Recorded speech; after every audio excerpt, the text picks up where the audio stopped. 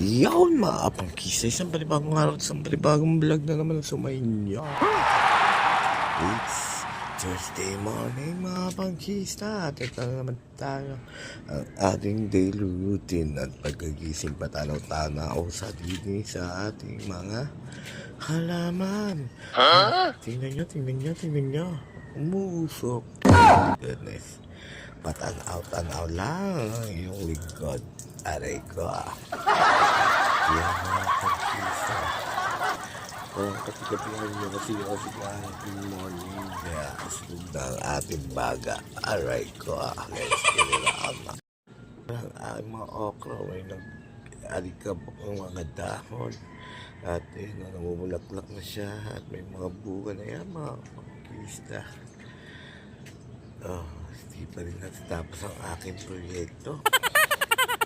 Yan pa ang ating mga okras. Balak sa anong tambakan ng okra itong patigid namin. At ito ang aking kangkong. Ay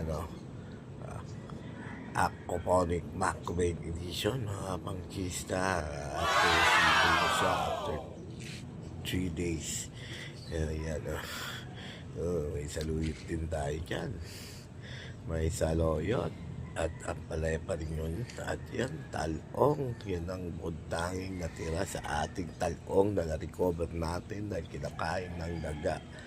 At ayun na, pangkista. May panibagong bunga na naman ang ating papaya.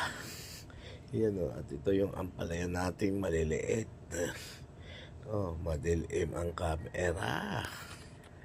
Yan ba, pagsitingnan nyo, may mga bunga na rin. May bunga na naman, di ba? Natin yung unang bunga niya na 4 na piraso. At yun, nagkaabunga na ulit siya. Ang bilis, di ba? 3 araw pa lang nakalipas. Kaya napakainam talaga pag nakapagtanim ka at nag-umpisa ng mga bunga. Dire-diretso nga, din yung okra. Ngayon na, at ayan mga pangkisa, ayan ang aking edidilig. Mga kapangkisa, ayan o, yung nasa galon na yan, mayabad na binabad na fish amino acid at binabad na dahon ng saging mga pangkista. Ayan ang nagpapabungat, nagpapahealthy sa ating tanim. Alright, at magdidilig tayo, magdidilig kahit na umulan. Aray ko, magdidilig pa rin kahit na umulan. Hindi, kailangan nila ang mga pangkista. Ilang araw na tayo nila pagdilig ng ganyan. So, kailangan nila ng vitamina, kailangan nila ng pampabonga. Ayan ako mga pagpisa. Ay, nakagayayat na si Baku Bay. Nice. And mga pagsa yung mga bilabad ang hasa ng isda. Halo na yan, nasa mga pangkisa, maantot niya lang, mabaho, pero napakalaking tulong yan sa ating mga padanin. At paghahaluin ko yan ng binabad na dahon ng saging, potassium naman yan mga pangkista. Ayan ang kailangan ng ating mga pananim. Hindi na ako nakapagpababad ng mga down-down at mga diretso ko na sa lupa. Hindi lalagay at doon na kahala na sila mablok doon. Dedilig lang natin kaya mga pangkista sa okra.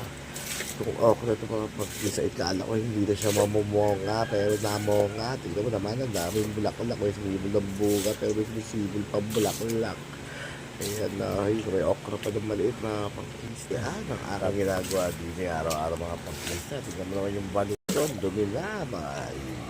Goodness, at kaya pa. Ayan dedilig tayo mga pagkisa yan, mga okra din yan. Yan yung galing din yung di ba nakita yung pinagumang ko ng kamote, galing doon yan. At yun yung ang sisigla na nang nailipat mga pagkisa, may saluyot pa tayo doon. At yan, okra. Ayan at may talong tayo doon, natitirang talong. Ayan ay natitirang talong mga pagkisa. Kinaon yung 3 at okra pa rin niya mga pangkista. Ang kalat-kalat ng aking asyenda, di ba ako nakapag-ilan, okra rin yan. Kaya dapat yung mga itatanim ko sa office, pero parang huwag na lang, hindi na lang, parami na lang tayo ng okra. Kaya let's get it on mga kapangkista. This is Baku Bay, ang inyong kapangkista ng bayan. Mabuhay ang Pilipinas. Mabuhay kayo o bumaba na sana ang dapat ng baba. No! Aray ka. Mabuhay ka.